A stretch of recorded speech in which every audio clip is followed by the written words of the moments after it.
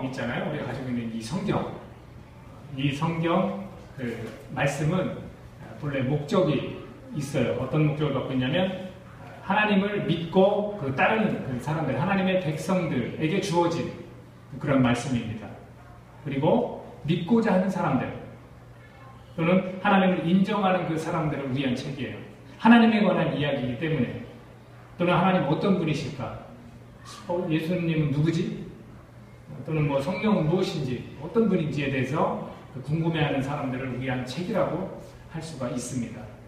그러니 그런 거에 대해서 거부감을 갖고 있는 사람들에게는 필요 없는 책이 될 수 있어요. 그럼에도 불구하고 수없이 많은 사람들이 이 책을 가까이 하면서 보기도 하고 연구도 합니다. 이 책을 읽고 암송하고 연구하다 보면요, 자신의 존재에 대해서 깨닫게 됩니다. 그리고 하나님에 대해서도 알게 된다는 거죠. 오늘 이 자리에 있는 분들 중에서 아마 이런 과정 중에 있는 분들이 있을 거예요. 이미 알고 있는 분들도 있고 나에게 주어진 말씀으로 잘 받아들이는 분도 있는가 하면 궁금하고 이게 도대체 무슨 얘기지? 나보고 어떻게 살으라는 얘기야? 라고 지금 생각하는 분들도 있을 거예요.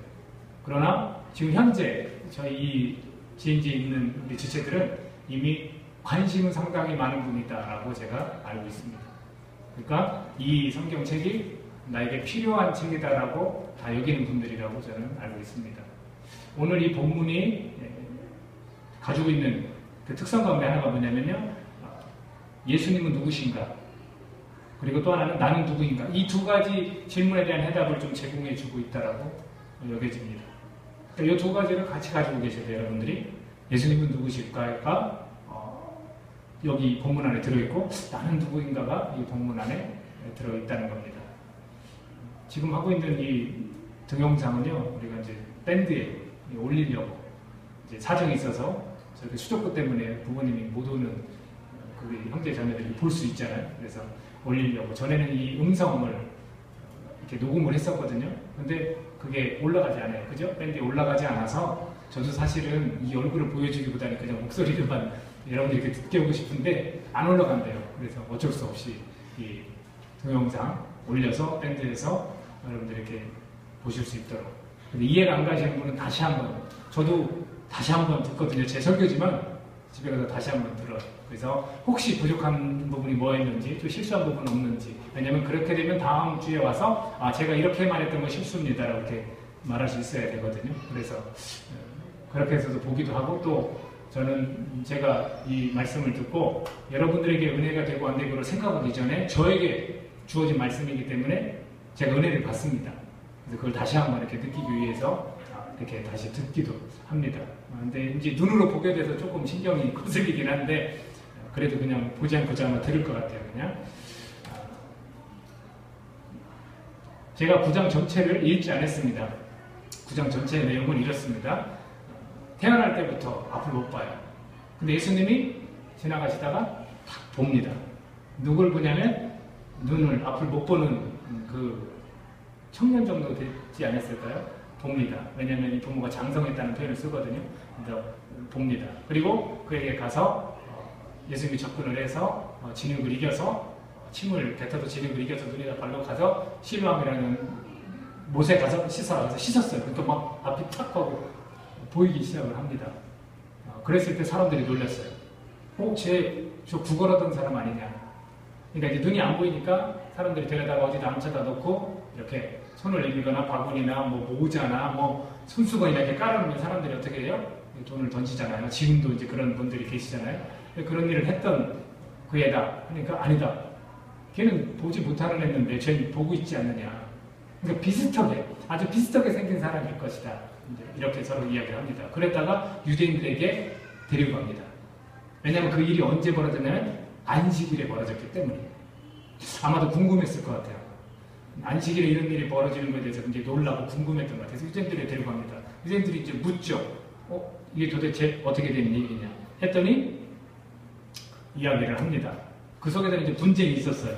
16절에서는 어떤 이런 얘기를 합니다. 이 사람이 안식일을 지키지 아니하니 하나님께로부터 온 자가 아니다. 그러니까 예수님에 관한 이야기죠. 어떤 사람은 말하되 죄인으로서 어떻게 이러한 표적을 행하겠느냐. 그는 죄인이 아니고 분명히 경건한 사람일 것이다. 라고 이야기를 하는 분쟁이 있습니다. 그랬더니 이 맹인된 사람에게 물어. 너 어떻게 눈을 뜨게 됐느냐? 너 눈 뜨게 해준 사람을 누구라고 하느냐? 이렇게 선지자라고 나는 그렇게 여긴다.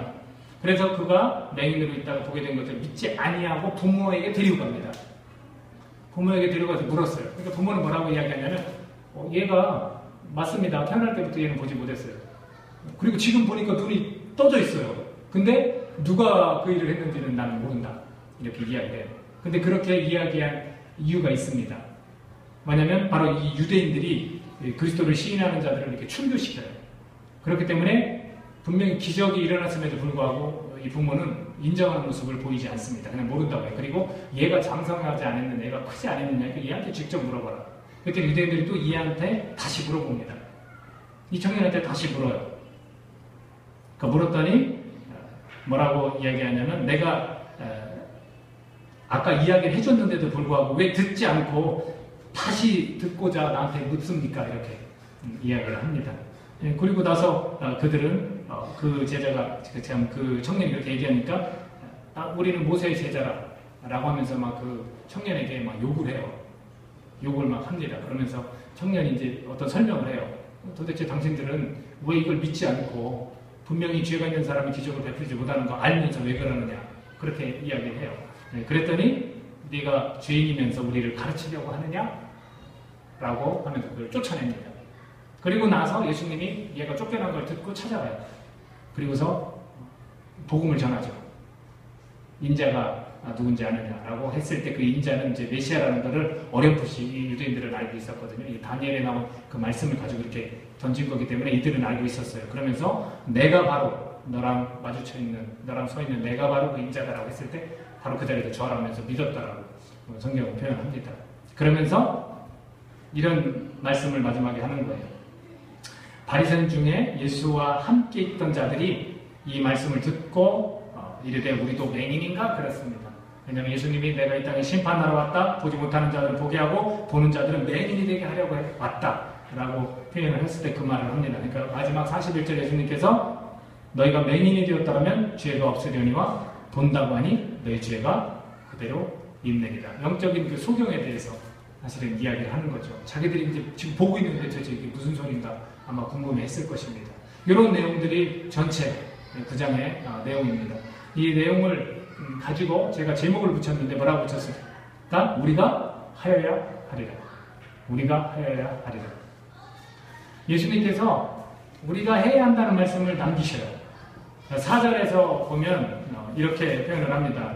때가 아직 낮음에 나를 보내신 이의 일을 우리가 하여야 하리라. 밤이 오리니 그때는 아무도 일할 수 없느니라. 5절에 보면 내가 세상에 있는 동안에는 세상의 빛이로라. 이게 어떤 내용을 담고 있냐면 예수님께서 우리가 하여야 하리라는 것은 바로 제자들을 요청하는 거예요. 지금 예수님이 이 땅에 계세요, 안 계세요? 안 계시죠? 현실적으로 이 땅에 계세요, 안 계세요? 안 계시잖아요. 예수님은 하나님 우편에 앉아 계시다고 표현을 합니다. 그렇다면 예수님이 이 땅에 안 계신데 어떻게든 그 2000년이 넘는 그 시간 동안 예수님이 계속해서 전해지고 있을 거예요. 하나님의 일이 어떻게 해서 계속 진행되고 있을 거예요. 누가 했냐면 바로 이 우리라는 이 표현 가운데 들어있는 제자들이 하고 있는 겁니다. 그래서 이 말씀에서도 우리가 하여야 하리라. 이것은 곧 예수님께서 지금은 세상에 있는 동안에는 내가 세상에 빛이지만 내가 세상을 떠나는 그 순간에는 너희들이 세상에 빛이고 너희들이 소금이다라고 말씀을 해주셨습니다. 마태복음 5장 13, 14절에 보면 너희는 세상의 빛과 소금이다라고 설명을 해주셨어요. 오늘날 예수님을 누가 전하고 있어요? 예수님이 직접 지금 다니시면서 사람 눈뜨게 하고 전하고 계시진 않잖아요. 누가 전하고 있냐면 바로 빛과 소금들이 전하고 있는 거예요. 그것이 바로 우리가 하여야 하리라. 그 말을 남기신 거예요. 그리스도인은 어떻게 살아야 됩니까? 빛과 소금으로. 우리 그런 말 많이 하잖아요. 오늘날도 바로 우리가 빛과 소금으로서 하나님의 그 일, 예수님을 보내신 그 일에 관해서 전해야 되는 거예요. 주님이 승천하시고 다시 오실 때까지 누가 예수님을 보내신 분의 일을 전하면 그분의 일을 할 것인가? 바로 우리예요. 그리스도인이라고 말하는 우리가 그 일을 해야 된다는 거죠. 근데 제가 이거에 관해서 세 가지를 좀 말씀드리고 싶어요. 그렇다면 내가 빛과 소금인데 우리가 이 일을 감당하려면 어떻게 해야 할까? 바로 그 예수를 보내신 분의 그 일을 내가 전하려면 어떻게 해야 할까? 그 세 가지를 오늘 본문에서 찾아보려고 하는 겁니다. 그 첫 번째가 뭐냐면요, 우리가 눈을 떠야 하는 거예요. 눈을 떠야 할 수 있습니다. 여러분, 이 청년이, 제가 말씀드린 이 청년이 날 때부터 맹인된 사람이에요. 그렇다면 어떤 생각으로 살아가고 있었을까요? 나는 그냥 평생 이렇게 앞을 못 보고 그냥 이렇게 살아가야 되는구나. 흔히 이야기할 수 있는 것들이 뭐냐면 운명론이라는 거예요. 운명론. 다른 말로 하면 숙명론. 운명론은 뭡니까? 이렇게 되어 있더라고요. 모든 일은 미리 정해진 필연적인 법칙에 따라 일어나므로 인간의 의지로는 바꿀 수 없다는 이론입니다. 여러분, 이 운명과 숙명을 믿으세요? 아마 이 청년은 자기가 태어날 때부터 그랬기 때문에 부모로부터 이야기를 듣고 너 날 때부터 이렇게 앞을 못 봤어 하면 그걸 그냥 인정하고 받아들이고 난 어쩔 수 없나 보다, 그냥 이렇게 살아야 되나 보다라고 했을 거예요. 그냥 이렇게 구걸이나 하면서 살아야 되는가 보다라고 그냥 인정하고, 그런 마음은 편할 거 아닙니까? 그렇게 살았을지 몰라요. 우리도 삶을 살아가다 보면 나의 주어진 이 상황, 현실, 내 이 모습, 그래 어쩔 수 없나 보다, 나 이렇게 살아가야 되나 보다, 그럴 수 있습니다. 제가 주중에 시간이 조금 남아서 저희 아내한테 요청을 한 게 있어요. 여보, 오전 중에 그게 한 9시 한 40분에서 50분 됐을 거예요.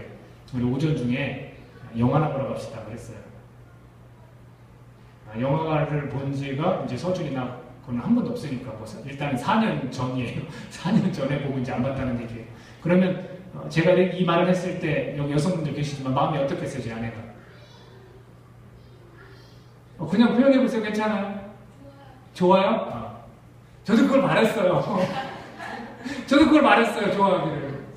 조조 볼 거 있어요? 그러더라고요. 그래서 조조는 모르겠어요. 조조 끝난 것 같은데 영화 뭐 재미난 거 아니에요. 그래서 1위가 뭐냐면 그 톰 크루즈 나오는 영화 있죠? 액션? 그거더라고요. 그래서 액션, 제가 우리 아내가 액션을 안 좋아하는 걸 알아요. 드라마를 좋아하는데 액션 다른 거 다 찾아봐도 그거에 근데도 제일 볼만한 것 같아서 그냥 1위인데 지금 상영자 1위인데 많은 사람들이 평도 좋네 하고서 그거 있네. 그러니까 나 액션 싫어요. 알고 있죠. 저도 알고 있어요.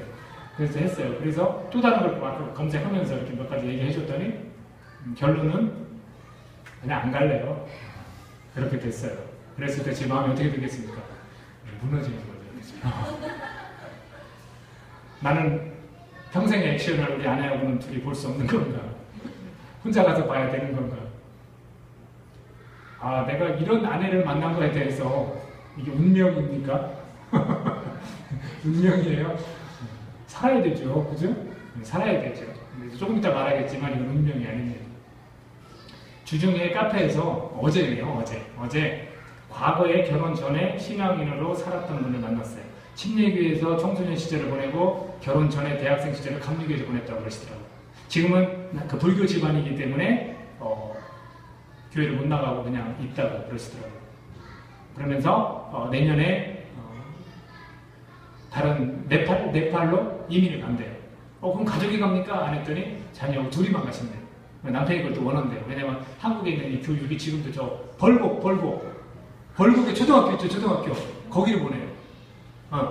그러니까 도시에 있는 학교가 싫어서 100명? 전교생이 100명 되는데 그래서 거기를 보내는 그런 분이에요. 그래서 제가 이제 10명 있는 대안학교를 어제 검색해서 알게 돼서 저희 동부 어디에 있더라고요. 그래서 거기를 소개시켰더니 한번 가보겠다. 저도 가보고 싶거든요. 4년 된 학교인데 그냥 흙에서 애들이 막 이 야채도 채소도 심고 삽질도 하고 좋은 것 같아요. 그래서 우리가 같이 갈 수 있으면 한번 방문해서 재밌을 것 같아요. 그분과 대화를 하는데 이런 얘기를 하더라고요. 이 결혼이 언니가 굉장히 많이 반대했대. 그러니까 이 집안은, 친정 집안은 다 크리스천 집안이에요. 언니가 굉장히 많이 반대했대. 믿지 않는 사람하고 절대 결혼하지 마라. 그래서 그런 얘기를 하시는 거예요. 그래서 내가 웃었어요. 하나님이 이 일을 만드신 거 아니에요? 이제 웃었죠. 이제 집사님이라고 불렀더니 교회 안 나가지 너무 오래됐더니 집사님이 그 집안에 가서 예수님을 전할 수 있는 그런 길을 하나님이 열어주신 거 아니냐 하고 이런 대화를 했거든요. 근데 그분이 그 얘기할 때는 후회하는 듯한 말로 이야기를 했어요. 좀 안타까웠어요. 여기에서 이제 제가 하고 싶은 얘기가 뭐냐면 우리는 그것을 숙명이다, 운명이다 이렇게 표현을 하지 않습니다. 어떻게 표현하는지 아십니까? 섭리라고 표현해요. 섭리. 하나님의 섭리다. 프로비던스를 하나님의 뜻이라고 영어로 나와 있는데 이거를 우리나라 국어사전을 했더니 4가지 뜻이 있어요. 저는 이게 더 좋은 것 같더라고요. 4가지 뭐냐면 첫째는요. 우리말이 더 자세한 내용을 갖고 있는데 첫째는 대신하여 처리하고 다스림. 대신하여 처리하고 다스림. 그런 것 같아요. 우리가 하는 게 아니라 이 섭리라는 것은 하나님의 뜻이라는 것은 하나님이 대신 처리하고 다스리는 거예요. 나의 삶을. 나라는 존재를. 두 번째는 뭐냐면요. 자연계를 지배하고 있는 원리와 법칙. 그것도 누가 만드셨어요? 창조주신 하나님이 만드신 거예요. 그것도 또 적용이 가능하겠더라고요. 세 번째는 아프거나 병에 걸린 몸을 잘 조리함. 이걸 또 섭리라고 하더라고요. 그것도 맞는 것 같아요. 우리가 세상을 살아가면서 얼마나 아프고 힘든 일을 많이 겪습니까? 육체적인 아픔뿐만 아니라 마음의 아픔도. 그것도 다 잘 하나님께서 우리를 잘 돌봐주시고 조리해 주시는 그것도 섭리가 맞는 것 같아요. 네 번째가 뭐냐면 기독교에서 세상의 모든 것을 다스리는 하나님의 뜻 이렇게 표현을 합니다. 저는 이 4번째만 해당되는 게 아니라 1번부터 3번까지 나머지 것들도 다 섭리 속에 다 들어있는 것 같더라고요. 저희 아내가 저랑 같이 영화를 안 보고 이렇게 안 맞아도 이게 하나님의 섭리예요. 하나님의 섭리예요. 그런 자매를 만나게 하셨어요. 그러나 그것을 그냥 이 상태로 그냥 가는 게 아니라 바뀔 거예요. 남편을 위해서 한 번 찍은 액션 영화를 같이 봐줄 거고요. 저도 아내를 위해서 드라마를 꼭 검색해서 같이 봐줄 거예요. 이렇게 맞춰가는 거예요, 섭리는. 왜? 하나님의 뜻으로 받아들이면서. 그 여자분은 언니가 그렇게 반대했지만 이미 자녀를 갖고 남편하고 안 믿는 불교 집안에 살고 있지만 하나님이 분명히 자기를 통해서 그 집안에 복음을 한 사람이라도 받아들이게 하기 위해서 보내셨다는 그것을 하나님이 계획하시고 이렇게 만드시고 만나게 하셨다는 그것을 깨닫는 것이 뭐냐면 이게 하나님의 섭리구나라는 겁니다. 평생에 내 눈이 안 떠질 것 같지만 앞을 보게 됐어요. 앞을 보게 됐다고. 우리가 그렇게 나는 이거밖에 안 돼. 난 그냥 이렇게 살아야 되나 보다 라고 할 게 아니라는 거예요. 하나님의 뜻 안에 하나님의 섭리 안에 우리가 이 땅을 살아가는 거기 때문에 모르는 겁니다. 그건 모르는 거예요. 제자들이 이런 질문을 합니다. 근데 그 제자들의 질문이 어떻게 됐냐면 랍비여, 예수님한테 하는 겁니다. 랍비여, 이 사람이 맹인으로 난 것이 누구의 죄로 인함이니까? 자기니까? 그의 부모니까? 이 질문을 잘 들어보면요, 죄 때문이라고 전제를 하고 던지는 말이에요. 이 사람의 눈을 못 뜬 거는 순전히 다 죄 때문이다. 저 사람이 저렇게 살 수밖에 없는 것, 저렇게 불행할 수밖에 없는 건 다 죄 때문이다. 이렇게 단정을 하고 질문을 하는 겁니다. 본인의 죄입니까? 아니면 부모의 죄입니까? 이렇게 묻습니다. 이렇게 물은 이유가 있어요. 출애굽기 20장 5절에서 이렇게 나와 있습니다. 그것들에게 절하지 말며 그것들을 섬기지 말라. 나 내 하나님 여호와는 질투하는 하나님인즉 나를 미워하는 자의 죄를 갚되 아버지로부터 아들에게로 3, 4대까지 이르게 하거니와. 죄를 진 사람, 부모가 죄를 졌으면 그 밑에도 그 죄 때문에 불행하고 그 밑에 4대까지, 3대나 4대까지 다 불행하다는 거예요. 이거를 가지고 있었어요, 얘들은. 그러니까 저 사람이 분명히 저렇게 불행하게 태어난 거, 앞을 보지 못하고 다른 일이라는 게 구걸하는 일을 할 수밖에 없는 것은 당연히 저 사람의 죄거나 부모의 죄인데 우리는 그게 궁금하다. 당신은 위대한 선생이니까 우리에게 말을 해달라. 이렇게 제자들이 질문을 한 겁니다. 듣고 싶었던 말은요, 죄에 대한 이야기가 아니고 책임에 대한 이야기예요. 죄가 뭡니까? 선생님, 위대한 선생님의 죄가 뭡니까? 라고 질문하는 것이 아닙니다. 죄에 대한 책임이 누구에게 있습니까? 그에 대한 질문이에요. 저는 이걸 보고 우리의 모습하고 똑같다는 생각을 했습니다. 누구 책임입니까? 누구 책임입니까? 우리 가정 이렇게 불행하게 도대체 누구 책임이야? 이 나라가 도대체 누구 책임이야? 이것은 뭐냐면 불평과 불만, 탓을 의미합니다. 우리는 다 탓을 하고 잘 살아요. 이 나라가 이 꼴인 탓 누구 때문이다? 대통령 때문이다. 위정자들 때문이다. 이야기하잖아요. 이 교회 탓. 이 교회가 이렇게 이 모양인 거 누구 탓이냐? 목사 탓이다. 성도들 탓이다. 우리 가정이 이렇게 된 거 누구 탓이냐? 우리 아버지 탓이다. 우리 엄마가 잘못해서 그렇다. 우리는 이렇다고. 근데 예수님께서는 이거에 대해서 명확히 이야기해 주십니다. 그것은 불행이라고 말씀해 주시지 않았어요. 죄 때문이라고도 말씀하시지 않았어요. 이렇게 된 것은 바로 하나님의 일을 위해서 그렇다. 하나님이 하시는 일을 나타내고자 그러셨다라고 이야기를 합니다. 우리가요, 이 눈을 떠야 된다는 건 뭐냐면 섭리를 발견해야 한다는 거예요. 저 사람이 저 상태로 불행한 게 아니라 내가 이 상태로 힘들고 어렵고 지쳐있는 이 모습 그대로 살아야 되는 게 아니라 섭리, 하나님의 뜻이 담겨 있다는 거예요. 나한테, 이 공동체에게, 이 사회에게, 이 나라에게, 이 전 세계에게 하나님의 섭리가 다스리고 있다는 거, 하나님의 섭리가 있다는 것을 깨달아야 되는 겁니다. 병에서도 회복되지만 하나님이 하실 일이 있어서 그렇다는 거예요. 하나님이 쓰시려고 그렇다는 겁니다. 제가 주중에 어떤 집사님, 즉 우리 교회 제인지교회를 위해서 기도하는 기도 지원팀이 30명 있어요. 그 중에 한 집사님을 만났습니다. 그 집사님을 만나서 저희 아내가 도전을 받았어요. 제 아내가 그 자리에서 도전을 받아서 집사님, 오늘 집사님과 대화하면서 제가 큰 도전을 받네요 라고 그러더라고요. 어떤 얘기를 해주셨냐면 그 중에 하나가 쉽게 얘기해서 이렇게 표현하더라고요. 무식한 집사님이 있었어요. 교육을 덜 받은 집사님이 있었어요. 그리고 그 남동생이 있었어요. 근데 그 남동생의 복음을 전하려고 이 집사님이 애를 썼어요. 근데 여러분 알다시피 그 가족 가운데서 믿는 사람, 믿지 않는 자에게 복음을 전해서 받아들인다는 게 쉽지 않다는 거 아시죠? 안 이루어졌어요. 그러니까 이 집사님, 소위 말해서 무식한 집사님은 계속 기도만 했어요. 기도를 하고 또 하고 또 하고 기도를 하는데 하나님이 어떤 은사를 주셨어요. 근데 그 은사가 뭐냐면, 저도 방언을 하지만 제 방언은 이렇게 뭐 은사답지 않은 약간 그런 방언인 것 같아요. 근데 이 집사님이 방언을 주셨는데 외국어를 막 하게 되더래요. 근데 그 말이 어느 나라 외국어인지 몰랐어요. 근데 그걸 계속해서 그냥 입술로 막 했대요. 그리고 나서 이 남동생이 이제 똑똑한 남동생이에요, 사실은. 무식한 누님과 똑똑한 남동생. 똑똑한 남동생이 이태리로 유학을 갔습니다. 그리고 이제 또 남동생과 전화통화를 하는 거예요. 잘 지내느냐, 뭐 이렇게 물을 거 아니에요? 잘 도착했고. 그런 중에 전화통화를 하는데 이 집사님이 희한한 거를 느끼셨대요. 남동생한테 안부를 묻고 이런 얘기를 했는데 자기가 평소에 기도 속에서 하는 그 방언을 막 하는 거예요. 그러니까 이거 이러면 안 되는데 왜 이러고 있지? 얘가 들으면 또 미쳤다고 그러는데, 광신자라고 그러는데 막 그 생각이 머리에 막 나는데 입술에서는 그냥 계속 말을 나가더래요. 근데 이 남동생이 어떤 반응을 보였는지 아십니까? 누나 지금 나한테 무슨 말 한 거야? 무슨 말 한 거야? 누나가 한 말이 뭔지 혹시 알아? 이랬대요. 그러니까 이 무식한 집사님이 제가 말씀드렸죠. 알겠어요? 모르겠어요? 몰라요. 나 모르는데? 그랬더니 남동생이 뭐라고 하냐면, 누나 지금 나한테 이태리 말로 말했어. 그 내용이 뭔지 아십니까? 이태리 말로 예수님을 믿으라고. 하나님이 너를 위해서 이 땅에 보내져 십자가에 죽으셨다고. 그 복음을 얘기한 거래요, 이태리 말로. 결론은 어떻게 났을 것 같습니까? 남동생이 믿기 시작했어요. 남동생이 믿기 시작했다. 하나님은 지금도 이런 일을 하고 계시다는 거예요. 저 굉장히 놀랐습니다. 지금 이 시대에도 우리가 사도행전에서 그 사람들에게 각 나라에 언어를 주신, 방언을 주신, 성령 임함으로 했던 일이 지금도 일어나는 거예요. 이게 저 같은 이 방언을 하기에 아무것도 아닌 거예요. 하나님이 그렇게 방언을 주셔서 남동생에 대한 그 애절한 마음을 하나님이 이렇게 풀어주시는 거죠.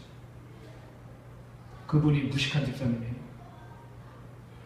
그분이 이태리 말을 할 줄 어떻게 알았겠습니까? 그냥 간절한 마음으로 항상 기도했는데 그 방언이 결국에는 이태리 말의 방언이었던 거죠. 그래서 한 생명이 돌아오는 것을 경험하게 하신다는 거죠. 여러분, 사도 바울이 예수님을 만났습니다. 어떤 사람이었어요? 예수님 핍박했어요. 너 예수님 믿어? 이리 와 하고 멱살 잡아서 감옥에 넣었던 사람이에요. 스데반이 예수님에 관해서 이야기할 때 사람들이 막 화가 치밀어서 돌을 들고 죽일 때 자기가 증인이 됐던 사람이에요. 그 돌을 던진 사람들 옷을 받아준 거예요. 왜냐하면 그 행위는 죽어도 마땅하다라는 것을 인정하는 거거든요. 서로 약속이거든요. 그 일을 했던 사람이에요. 그 사람이 다시 한번 예수님을 믿는 사람을 잡으러 저 다메섹이라는 그 동네를 향해서, 다마스커스라는 동네를 향해서 한 걸음 한 걸음 걸어가고 있을 때 그 길에서 예수님이 나타났습니다.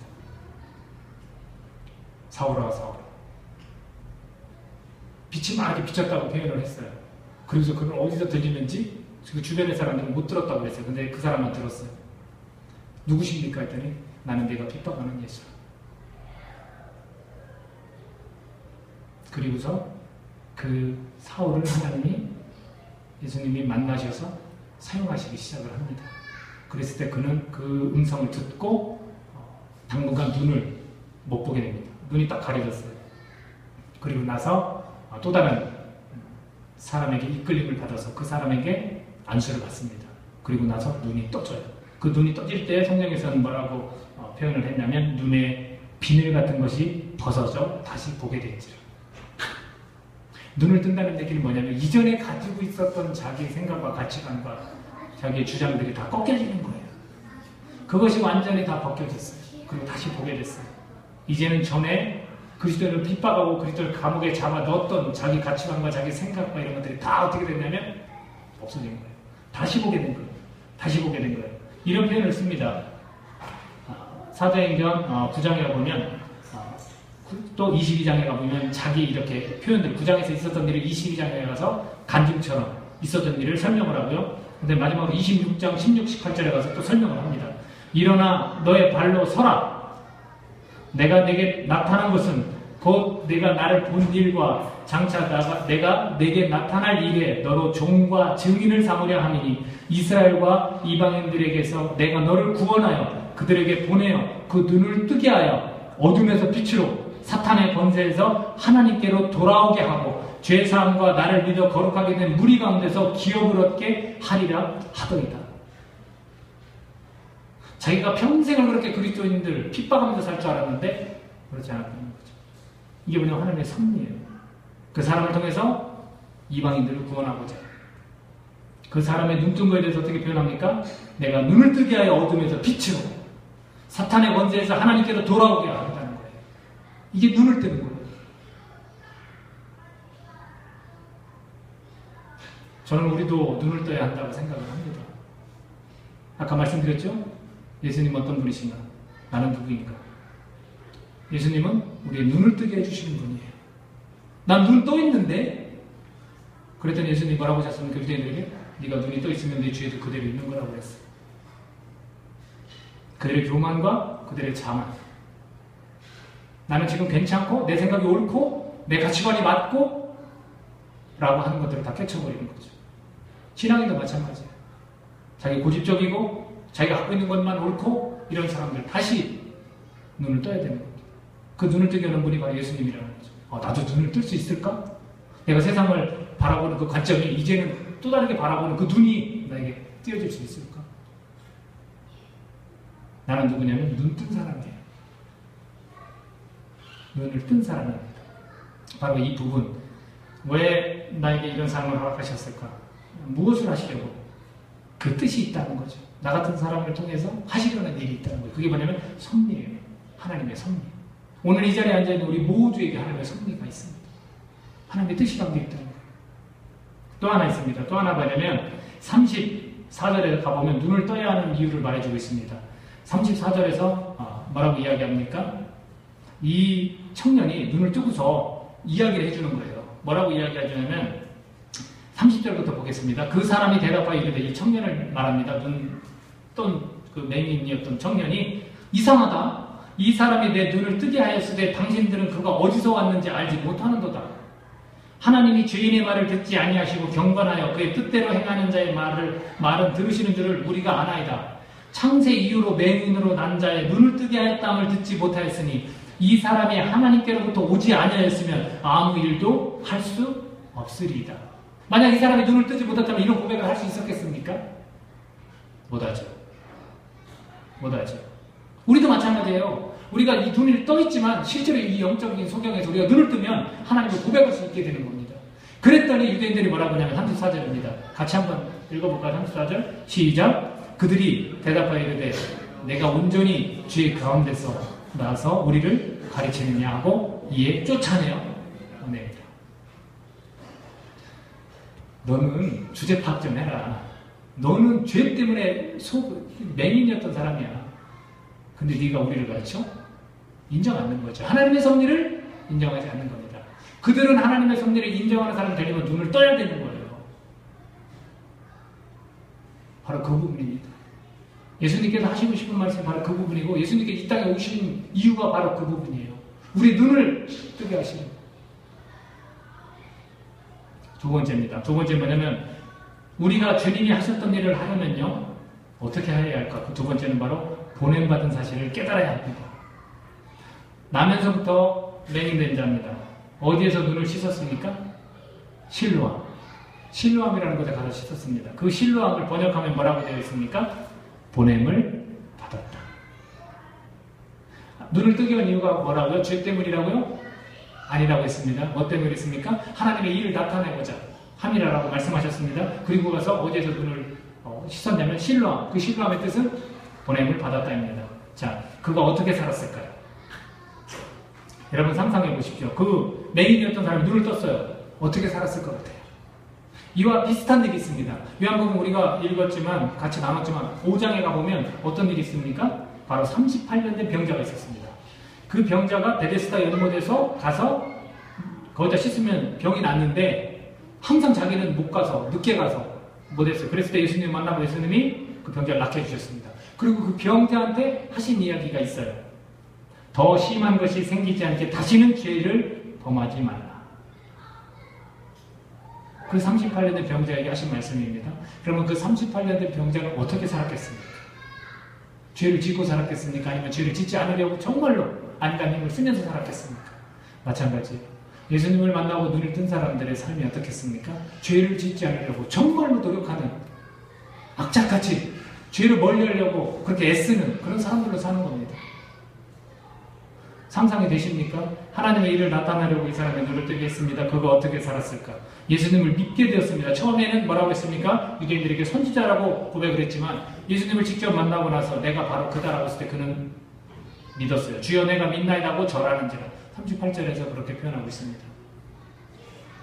5절에서 아까 읽었던 5절에서 뭐라고 예수님은 표현하시냐? 우리가 해야 하리라는 말씀 다음에 5절에서 내가 세상에 있는 동안에는 세상의 빛이로라. 그러나 이 말 속에는 나는 이제는 세상에 있을 날 시간이 얼마 남지 않았다는 거예요. 십자가 달려 죽으시고 이 세상에서는 더 이상 있지 않으시겠다는 표현입니다. 그 얘기는 뭐냐면 우리에게 위임을 하겠다는 거예요. 우리가 함께 우리가 해야 하리라고 표현하셨을 때 위임을 뜻합니다. 이제는 내가 세상에 있지 않으니까 빛으로 있지 않으니까 너희가 세상에 비치고 소금이다라고 하시면서 우리에게 위임하신 거예요. 그렇다면 나의 눈을 뜨게 하시는 그 예수님 나에게 뭘 원하실까? 우리가 다른 사람이 아니라 보냄을 받은 거예요. 우리를 보내신다는 거예요. 하나님의 일을 나타내기 위해서 우리를 보내신다는 겁니다. 우리 모두가 바로 보냄을 받았다는 것을 우리가 기억해야 됩니다. 이걸 깨달아야 됩니다. 그래야만 우리가 할 수 있는 거예요. 아, 내가 보냄을 받았구나. 하나님께로부터 내가 보냄을 받았구나. 내가 이 땅에 있는 이유가 있구나. 내가 이렇게 살아가는 이유가 있구나. 여러분 여기에서 궁금한 게 있습니다. 진흙이라는 게 있어요. 진흙을 주물을 넣으셨어요. 진흙을 도대체 왜 침을 체에 받아서 침하면 더러울 거예요. 그때나 지금이나 똑같을 거예요. 근데 침을 받아서 주물을 이유는 뭐 물이 없으니까 그럴 수도 있고 그거는 중요하지 않습니다. 잘 이유도 모릅니다. 그러나 진흙에 대한 이유는 알 수 있습니다. 진흙을 이렇게 막 주물렀어요. 근데 왜 그러냐면 5장에 38년 된 병자도 언제 고치셨습니까? 안식일. 유대인들이 뭐라고 했습니까? 그 사람 병자를 정죄했어요. 왜? 자리를 들고 일어나서 이렇게 걸었다는 거예요. 왜? 죄를 지은 사람이 병에 나은 거 이해됐습니까? 전혀 이해 안 됐겠죠. 근데 뭐라고 지적했냐면 너 이거 자리를 들고 일어나는 게 안식일에 할 일이 아니다라고 했어요. 그리고 이 부분도 바로 우리 9장에서도 뭐라고 표현하냐면 안식일에 일을 했다고 표현을 합니다. 성경은. 그러면 안식일과 굉장히 깊은 관련이 사실은 있는 겁니다.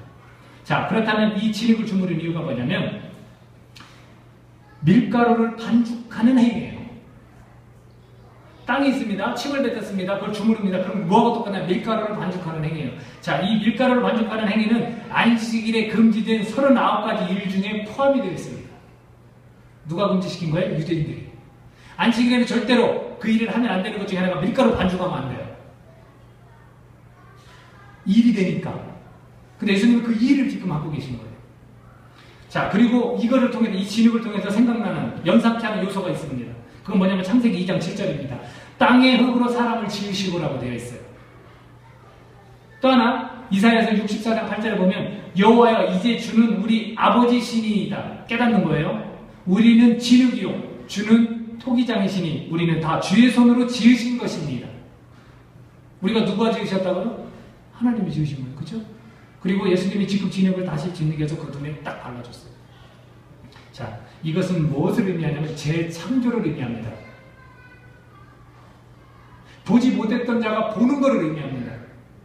내가 이 땅에서 그냥 살아가는 것 같지만, 눈을 뜨고 살아가는 것 같지만 실제로 더 보아야 될 것이 있다는 것을 예수님이 이 땅에 오셔서 보여주는 거예요.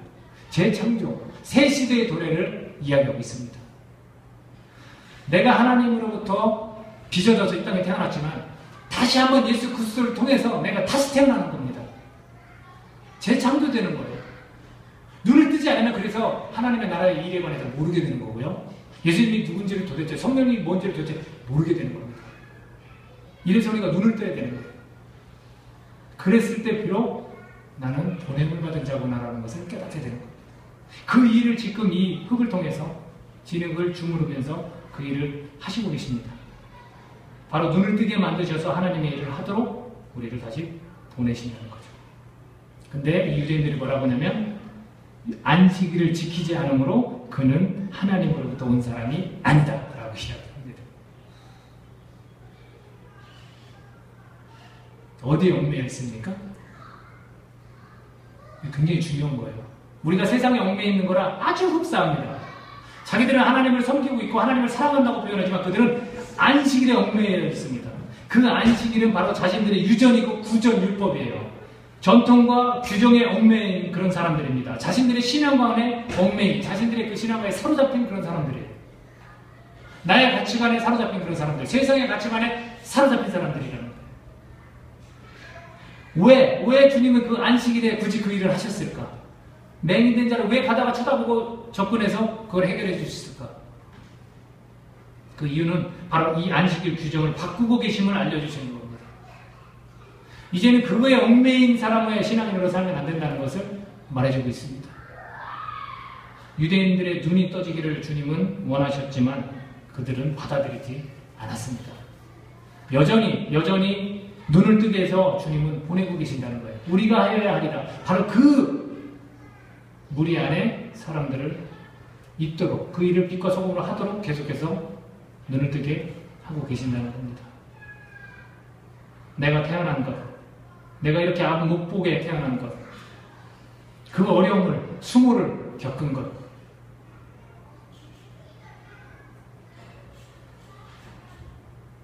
바로 이런 것들이 하나님의 섭리 안에서 나를 보내시려고 그렇게 하신다는 겁니다. 가치관이 바뀌고 삶의 기준이 바뀌어서 그렇게 살아가는 것. 여러분, 내가 뭔가를 하고 본향으로, 천국이라는 우리가 항상 소망하는 그 본향으로 가야 되지 않겠습니까? 이 사실을 우리가 깨달아야 되는 거예요. 아, 내가 눈을 떠서, 내가 다시금 눈을 떠서 내가 보냄을 받은 자로서 그렇게 살아가야 되는 그런 존재구나 라는 걸 깨달아야 되는 겁니다. 예수님은 어떤 분이십니까? 자꾸 우리가 눈을 뜨길 바라는 거예요. 자기들이 이 육체적인 이 눈이 떴다고 해서 우리는 잘 신앙생활을 잘하고 있다고 해서 자만하고 교만했다고 유대인들에게 다시 눈을 떠야 된다는 거예요. 여전히 죄가 남아있다는 거예요. 예수님은 그런 분이에요. 나는 누굽니까? 눈이 떠진 사람이에요. 난 다시 눈 뜬 사람이에요. 그렇다면 나는 보냄을 받았다는 거예요. 하나님의 일을 위해서 나는 보냄을 받았다는 거예요. 내가 겪은 그 고통, 상처, 이 모든 것들이 다 하나님께서 나를 보내시려고 그 과정을 거치게 하셨다는 거예요. 이제는 눈을 뜨면 그것이 하나님의 섭리로 보이게 되는 겁니다. 세 번째입니다. 우리가 이 일, 우리가 함께 하여야 하리라. 우리가 하여야 하리라는 이 일을 우리가 어떻게 할 수 있게 되냐면 바로 예수님의 제자가 되어야 한다는 거예요. 예수님의 제자가 되어야만 할 수 있는 겁니다. 자, 눈먼자가 눈을 떴을 때 부모님의 심정이 어떻겠습니까? 가슴을 쳤을 거예요. 얘가 태어났는데 앞을 못 봐요. 예를 들면 뭐 한쪽 다리가 없다. 그럼 그 부모의 심정이 어떻겠습니까?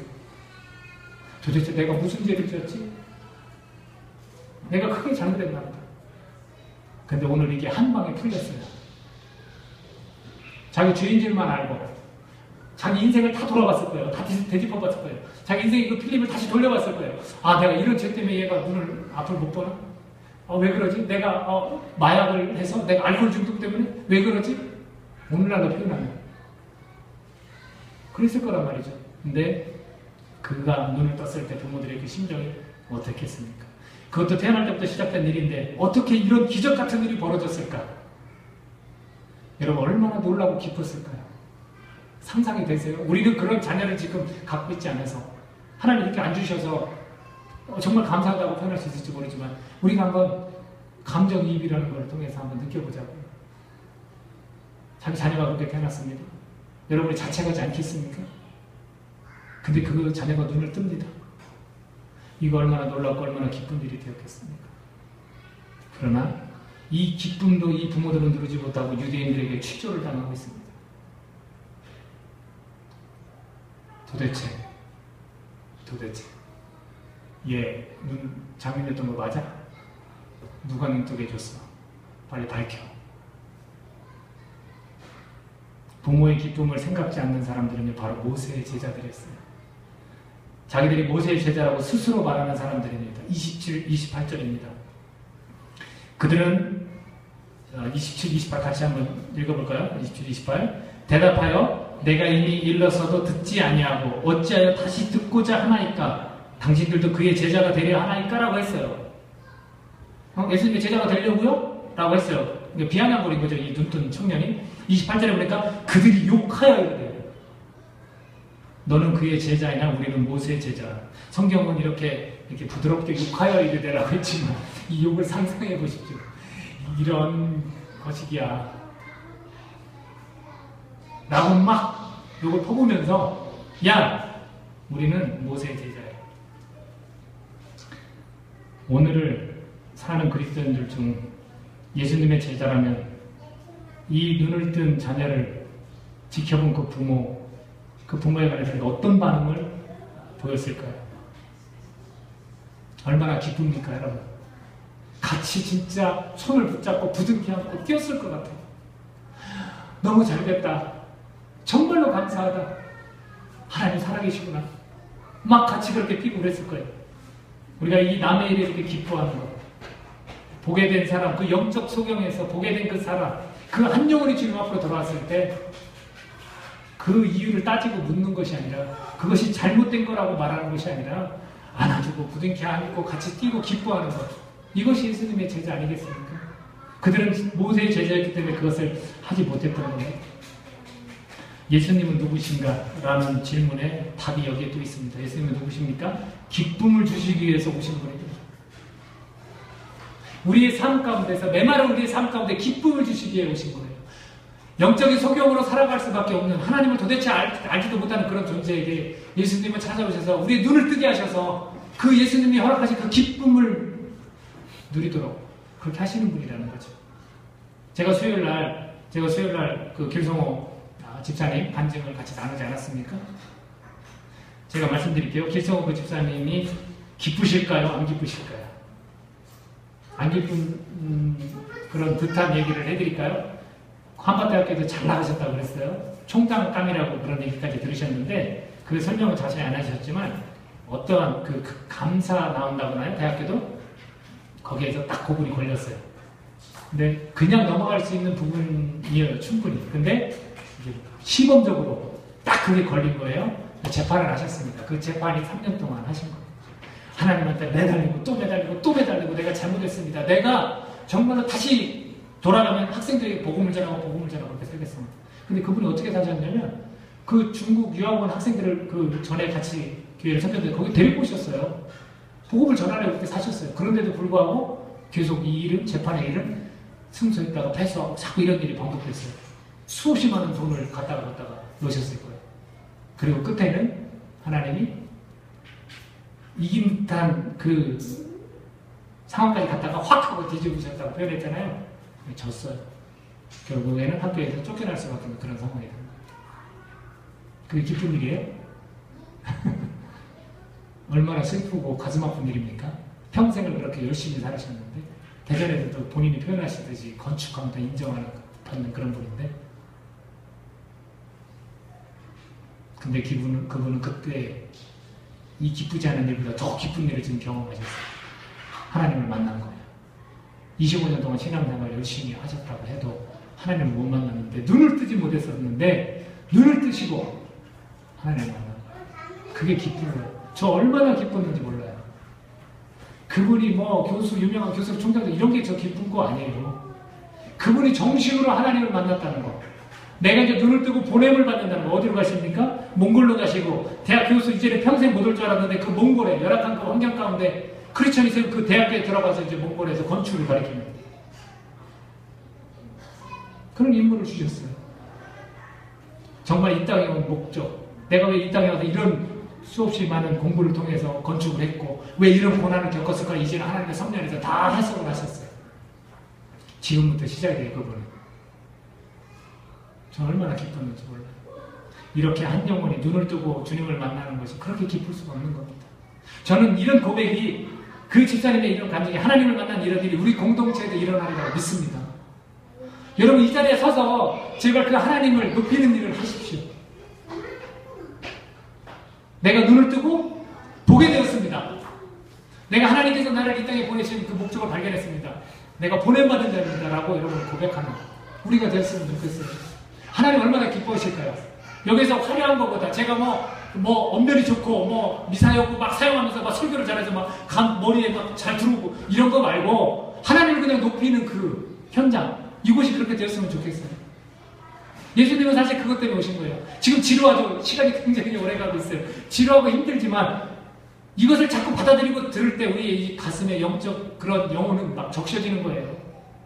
피곤하고 힘들게 그만 좀 설교하지 이런 생각도 들 수 있지만 실제로 우리가 이 눈을 뜨는 거, 영적인 소명에 눈을 뜨는 것에 관심을 갖고 내가 이 땅에서 보냄받았구나. 하나님의 일을 나를 통해 나타나시려고 하시는구나. 이걸 깨달았을 때 이 기쁨은 그 무엇과도 바꿀 수 없다는 거예요. 그 무엇과도. 우리가 예수님이 이런 분이라는 걸 깨달아야 됩니다. 나는 누구입니까? 보냄을 받은 사람이라는 거. 그거를 깨달아야 됩니다. 나는 누구입니까? 예수님의 제자라는 거. 내가 빛과 소금으로서 하나님이 나타내시고자 하는 일을 하려면 내가 예수님의 제자가 되어야 한다는 거. 내가 모세의 제자가 되어서는 안 됩니다. 사람들을 정죄하고 마치 내 신앙관이 옳은 것처럼 저 사람 잘못됐네, 저거 아니네, 이런 데 관심 같은 게 전혀 없습니다. 죽어있는 영혼, 영적 소경인 사람에게 관심을 가져야 되고요. 그 사람이 정말로 하나님을 만나기 위해서 온갖 힘을 다 내가 기울여야 되는 겁니다. 왜? 나는 빛과 소금이기 때문에, 예수님의 제자이기 때문에. 그래야만 그 일들을 감당할 수 있다는 겁니다. 모세의 제자들은요, 무서움의 대상이었어요. 세상 사람들이 우리 크리스천을 볼 때 어떤 사람들이어야 되겠습니까? 무서워하면 안 되고요. 야, 우리가 좀 뭔가 너무나 다르다, 이런 사람이 되어서는 안 돼요. 그 부분은 따로 있습니다. 왜 그 부모들은 무서워했을까요? 출교를 시키는 사람들이기 때문에 그랬습니다. 우리는 모른다. 내가 걔 엄마와 아빠지만 우리는 모른다. 그가 장성했으니, 그가 컸으니 그에게 직접 물어보라라고 했을 때 22절에도 그걸 설명해 줍니다. 22절. 그 부모가 이렇게 말한 것은 이미 유대인들이 누구든지 예수를 그리스도로 시인하는 자는 출교하기로 결의하였으므로 그들을 무서워함이라. 그 출교, 그 출교는요, 그 당시에 인정된 신앙과 관례에 어긋나는 일들을 한 사람들은 쫓겨나는 거라는 겁니다. 그러나 지금의 상황은요, 절차 없이 진행하는 모습이에요. 절차가 없어요. 자신들의 결의로 예수님을 그리스도로 기름 부음 받은 자로 시인하는 자는 무조건 출교하는 거예요. 자기들 신앙관과 다르기 때문에 무조건 출교하는 거예요. 안식일을 어기기 때문에 무조건 출교하는 거예요. 마치 니고데모의 말이 생각났습니다. 요한복음 7장 51절에서 예수님을 밤에 찾아가서 잠깐 만났던, 아직 예수님을 받아들이지는 못했지만 그분에 대해서 어느 정도 알고 깨달았던 그 사람의 한 말이 이겁니다.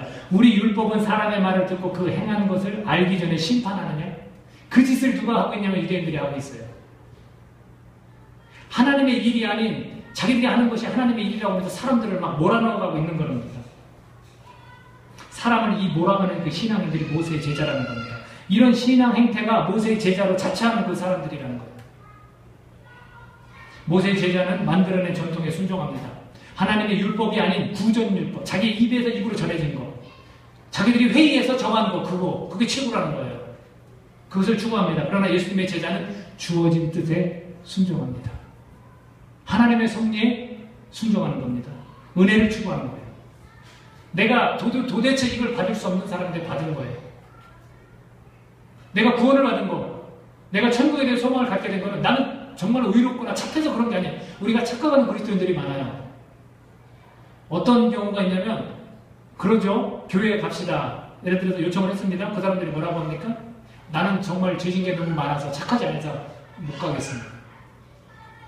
교회 안에도 그럴 수 있어요. 나는 좀 의롭고, 그때 판단력이나 내 이 사고로 좀 올바라.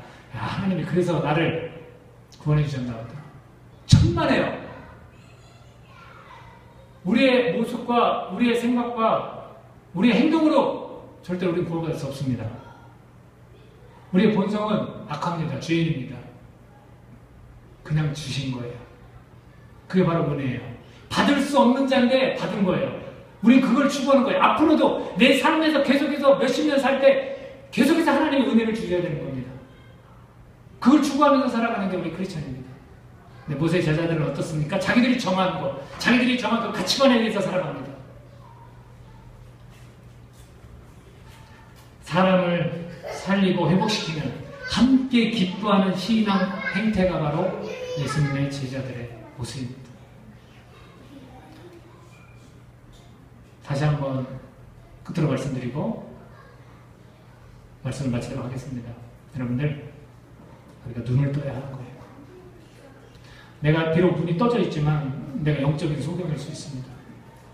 예수님이 이 땅에 오신 목적이 뭐냐? 우리 눈을 뜨게 해주시고, 마치 운명처럼 숙명처럼 내가 그냥 그렇게 살아가는 게 아니라 내가 눈을 뜨고 주님을 알게 되면 나는 보냄받았구나.